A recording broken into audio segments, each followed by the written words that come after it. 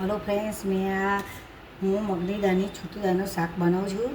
તેમાં મેં તેલ નાખ્યું અને હવે હું 2 ચમચી ઘી નાખીશ. થોડું ઘી હોય ને તો સ્વાદ તેનો સારો આવે શાકમાં.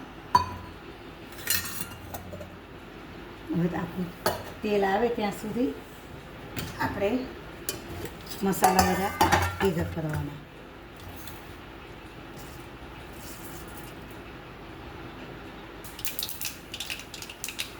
તેલ આપણું આવી ગયું છે. રાઈ અને જીરું નાખી લીલા મરચાં નાખી દેવાના.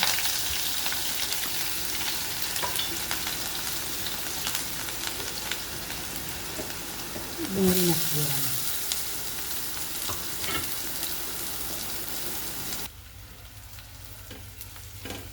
એટલે આપણે ડુંગળી સંતળી ગઈ છે. બધા મસાલા તો એમાં મેં બધા નાખી દીધા છે. જો બધા અંદર આમાં એક કર્યા છે મસાલા. બધા એક એક કરીને નાખવાના પડે. મસાલા સાંતળી લઈએ. મસાલા સંતળાઈ જાય પછી આપણે થોડું પાણી વેડી બળી ના જાય એના માટે.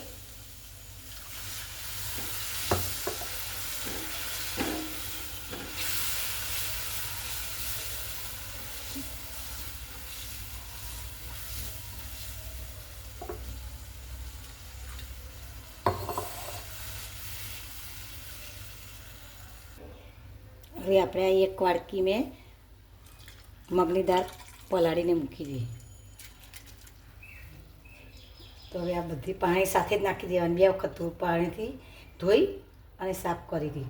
એટલે પાણી સાથે જ એને ઉમેરવાની, એટલે પછી પાણી ઉમેરવું ના પડે.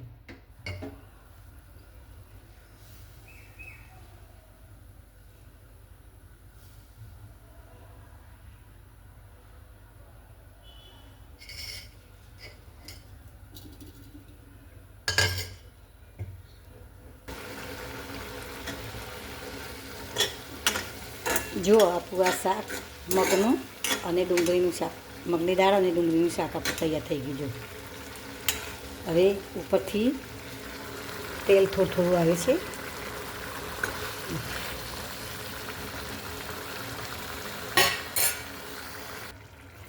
જો આ અમારી પાસે સૂકી કોથમીર છે. કોથમીર અત્યારે ઓછી મળતી હોય છે એટલે મેં સૂકી કોથમીર ભભરાઈ છે. જો અને આપણું આ શાક તૈયાર થઈ ગયું છે. જો છે ને મસ્ત.